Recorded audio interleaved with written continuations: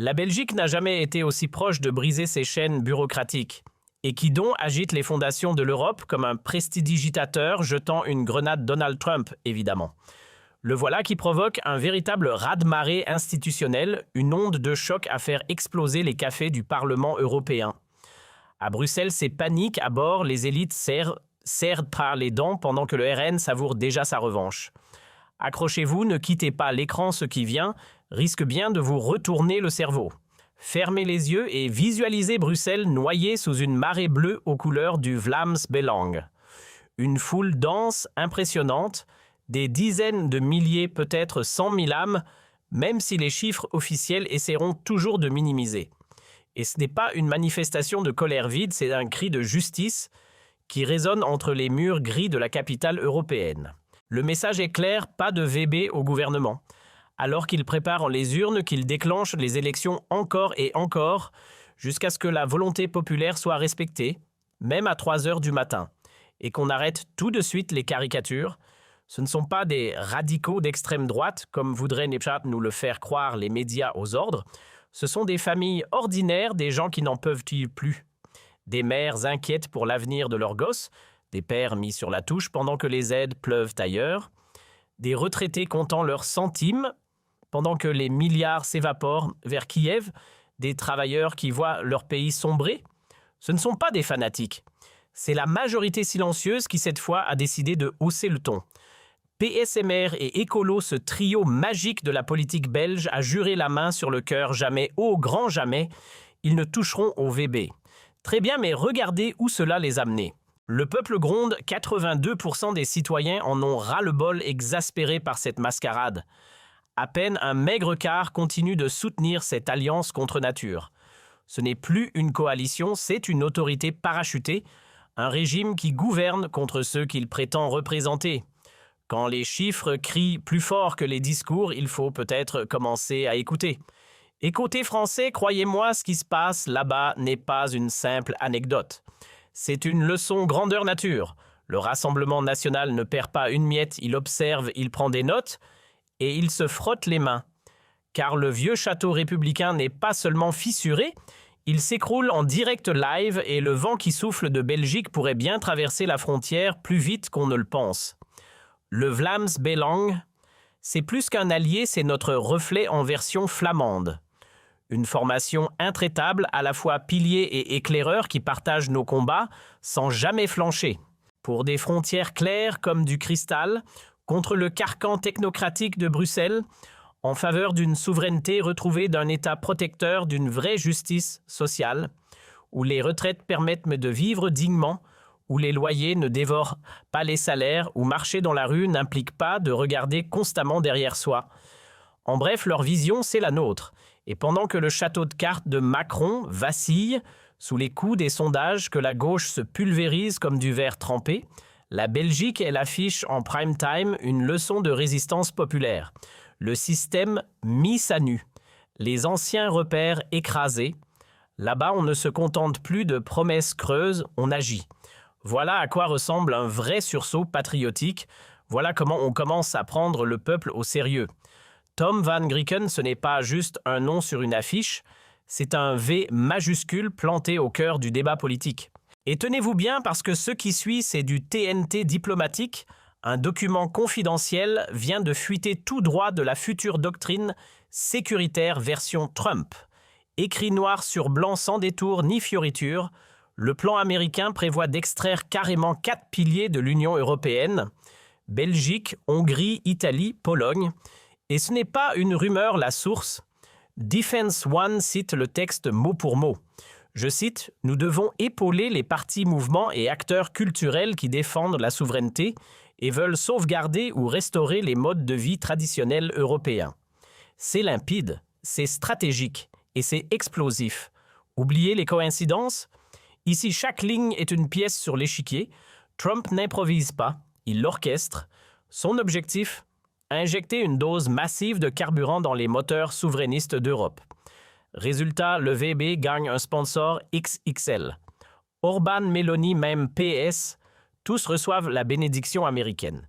Et le RN, inutile de dire qu'il est dans le viseur, mais dans le bon sens du terme, car Trump partage ce constat glaçant avec nous. L'Europe telle qu'elle vacille, aujourd'hui n'est plus qu'à un pas de la chute civilisationnelle. Nos villes sont noyées sous des vagues migratoires incontrôlées, nos idées filtrées, censurées, étouffées, nos enfants biberonnés à une idéologie déconnectée du réel. Et face à ce carnage culturel, la réponse de Trump est limpide, fini les petits arrangements entre copains à Bruxelles. L'heure est venue de reconstruire une Europe puissante, mais sans le boulet de l'Union européenne. Mais attendez, ce n'est pas tout. Le clou du spectacle l'OTAN version open bar s'est terminé. Les Américains, eux, restent dans le jeu, mais à une condition très claire que les Européens passent enfin à la caisse. Alors à Bruxelles, on dort peu et on trinque encore moins. Les bulles restent bien au frais dans les bouteilles. Et là, attention, le twist final. Sur la fameuse shortlist des pays à libérer de l'UE, la France est absente, volontairement. Et pourquoi? Parce que Trump vise plus haut.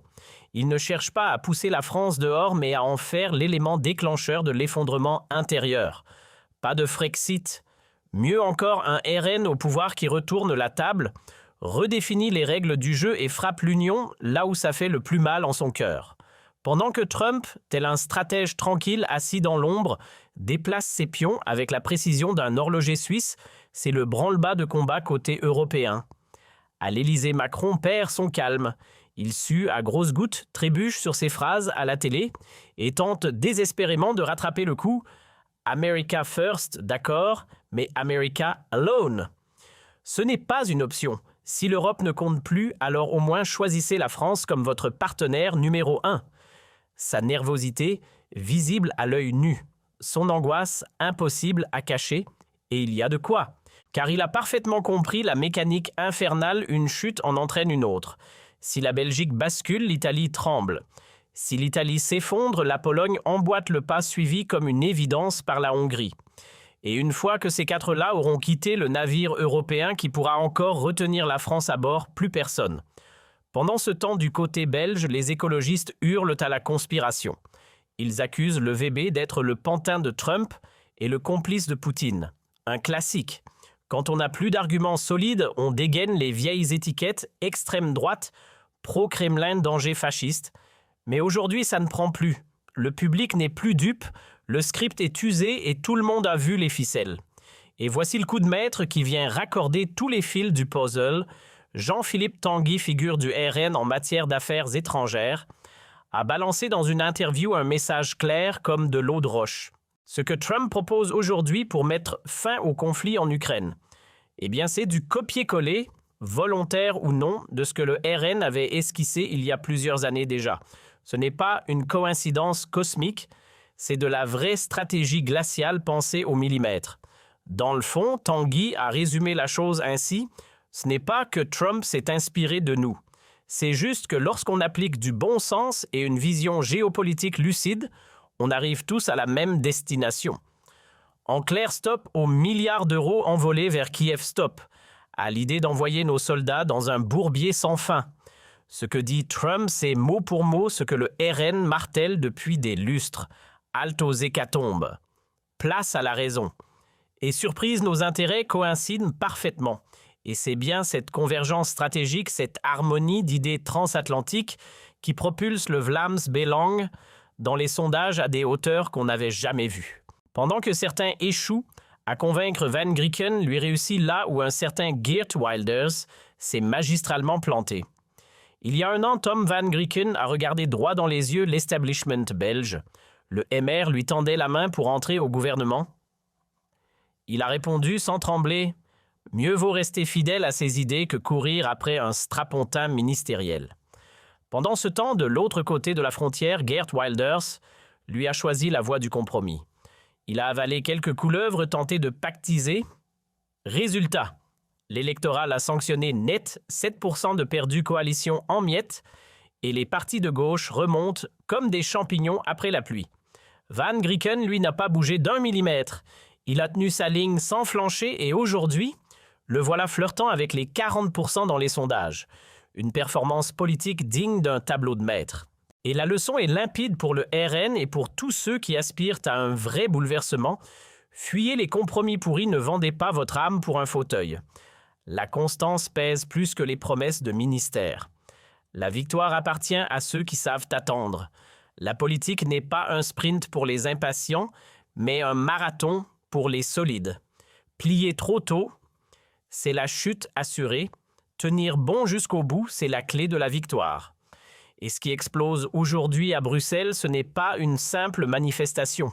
C'est la mèche allumée d'un baril de poudre politique prêt à faire trembler toute l'Europe. Le RN, lui aussi, vise la sortie de l'Union européenne et même de l'euro. Et dans ce combat, il soutient le VB sans la moindre réserve. Front commun, même ambition, même cap. Jordan Bardella ne tourne pas autour du pot le jour où le Vlaams Belang prendra les rênes en Belgique. Ce ne sera pas juste un changement local. Ce sera un séisme politique. Selon lui, l'idée d'une Europe composée de nations libres, maîtresses de leur destin, trotte dans les têtes depuis bien trop longtemps pour ne pas finir par éclater au grand jour. Et si ce jour arrive, alors tout le continent comprendra qu'un nouveau cap est possible. Car attention, si la Belgique bascule pour de bon, si elle claque la porte de l'Union, et si Trump appuie sur le bouton de son plan stratégique, l'effet domino sera brutal. L'UE fragile comme jamais pourrait s'effondrer en quelques secousses. Le front républicain en France réduit en miettes. Et le RN prêt à prendre le relais.